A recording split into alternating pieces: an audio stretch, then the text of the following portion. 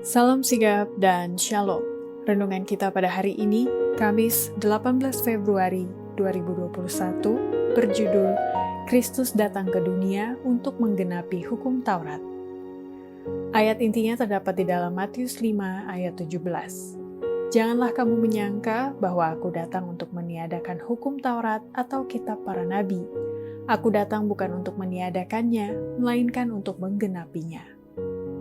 Pena Inspirasi menjelaskan yang dimaksud dengan judul renungan kita pagi ini, Kristus datang ke dunia untuk menggenapi hukum Taurat sebagai putra-putri Allah adalah sebagai berikut. Pertama, hukum Taurat didasarkan atas prinsip kasih, makanya kedatangan Kristus ke dunia menggenapi hukum Taurat. Ajaran dari hukum Taurat atau 10 hukum disesuaikan kepada semua umat manusia, dan hukum itu diberikan menjadi pengajaran dan perintah bagi semua.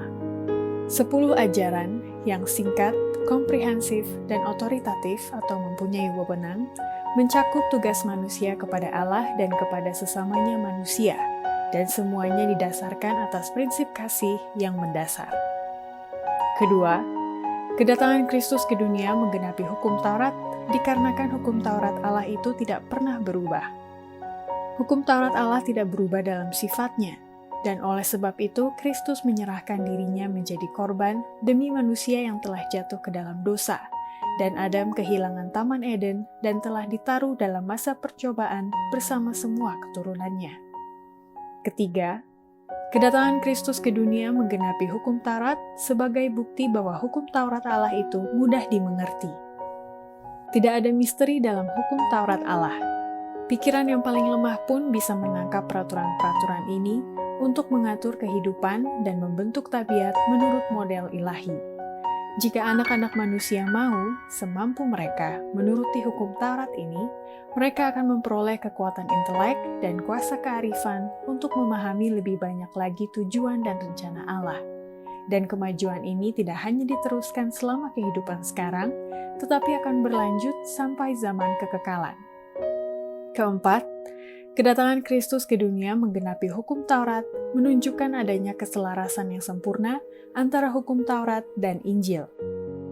Ada keselarasan yang sempurna antara hukum Taurat Allah dan Injil Yesus Kristus. Aku dan Bapa adalah satu, kata guru agung itu. Injil Kristus adalah kabar baik kasih karunia atau perkenan oleh mana manusia boleh dibebaskan dari hukuman dosa dan menyanggupkannya memberikan penurutan kepada hukum Taurat Allah. Injil menunjuk pada kode moral sebagai peraturan kehidupan. Hukum Taurat itu, oleh tuntutannya akan penurutan yang tidak menyimpang, terus-menerus menunjukkan orang-orang berdosa kepada Injil untuk pengampunan dan pendamaian. Demikianlah renungan kita pada hari ini. Kiranya Tuhan memberkati kita semua.